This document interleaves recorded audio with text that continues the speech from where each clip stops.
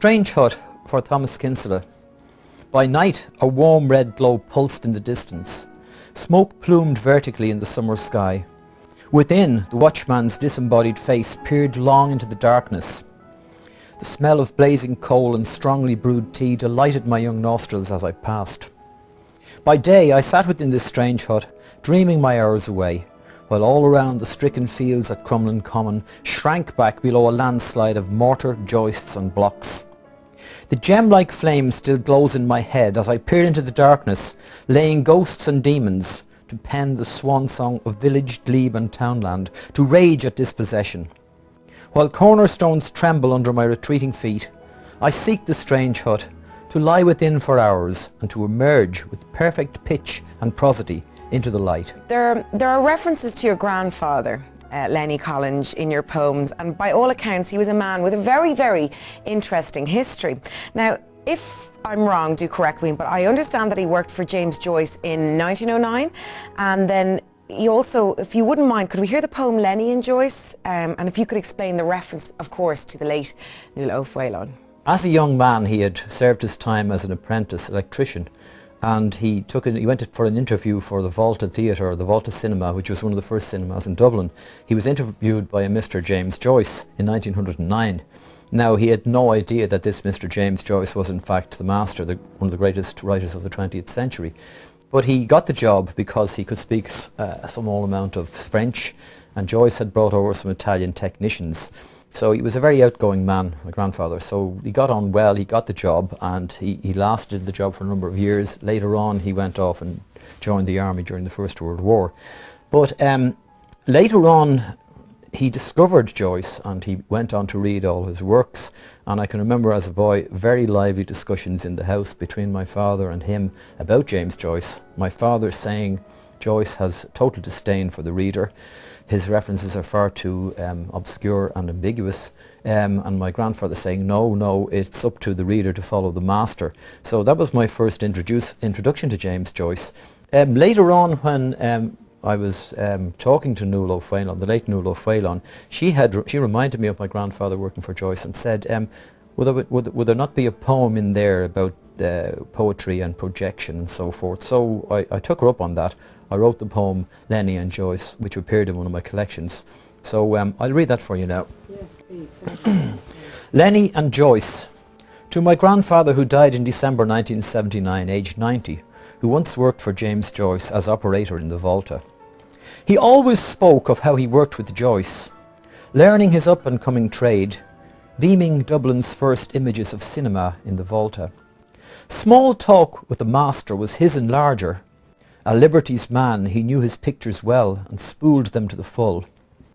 As I serve my time, I hear the man in the box stroll Joyce into my ear, and I project the unbroken beam over the faceless crowd onto the page. Now, Declan, you have a poem here about cabbage. Correct me if I'm wrong, but that seems to be a little bit of a mundane subject for a lyrical poem. It's not actually about cabbage, Lisa. It's not so mundane as that. It's a poem called Large White Cabbage Butterfly, and it was my attempt at the time to try to write a metaphysical conceit. The famous literary critic Helen Gardner once said that a conceit is a comparison whose ingenuity is more striking than its justness, and that a conceit becomes a comparison when we are made to concede likeness while being very conscious of unlikeness. So in this poem I'm talking about the beautiful cabbage butterfly sitting on the dandelion. But in order to conceive of that beautiful butterfly, you have to conceive of the caterpillar, which is a hideous little green caterpillar which destroys cabbage leaves. So it's a little bit like which came first, the chicken or the egg. So if you like, I'll read it for you. Yes, please do.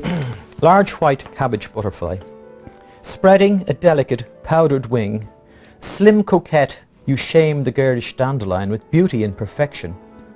What made me think of one remaining stalk perforated useless, torn by slimy gobs of green? Conceited mind fluttering toward food for thought. Do all things beautiful corrupt, or is corruption beauty in a word? Lovely. Lovely. Lovely. Now, your range of topics, they're very eclectic.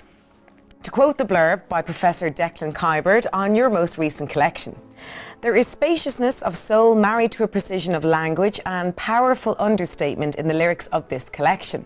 Collinge's imagination and thought process know no limits, from Bob Dylan to the floor of West Kerry, from Obruador to present-day Iraq, from the Spanish poets to the ordinary life of the village. He uses the entire world to analyse poetically his own personality as he straddles youth and age." Nice quote. While Professor Collinge's observation is no doubt true, you do seem to concentrate on human relationships, which is lovely. And if I interpret them correctly, that is, of course. One poem that really did strike me was a short lyric entitled Big Bang. And I would hope that perhaps you could kind of explain the genesis, and then if you wouldn't mind reading it as well. The poem Big Bang is actually about human relations and human attraction in particular at the affective, intellectual and sexual levels. And of course at the beginning this type of attraction can be very, very intense. But often if a relationship goes sour, the opposite is true, where the people fall out or there's a contempt for each other, and the whole thing breaks up. So I sort of wrote that against the background of the cosmos, where the particles of matter come together at the beginning, then after the Big Bang they disappeared into interstellar space, further and further apart. So there's a little irony there. Also, I suppose the term Big Bang has some colloquial connotations which can remain nameless. "In the beginning the gravitation was unstoppable, drawing bodies on towards explosive instability, temperature soaring, releasing energy in the flaring spiral of consequence. No longer in cohesive orbit, each last particle speeds apart out of reach of gravity, gathering momentum, dividing in ruthless continuum of stellar distance, infinitely cold.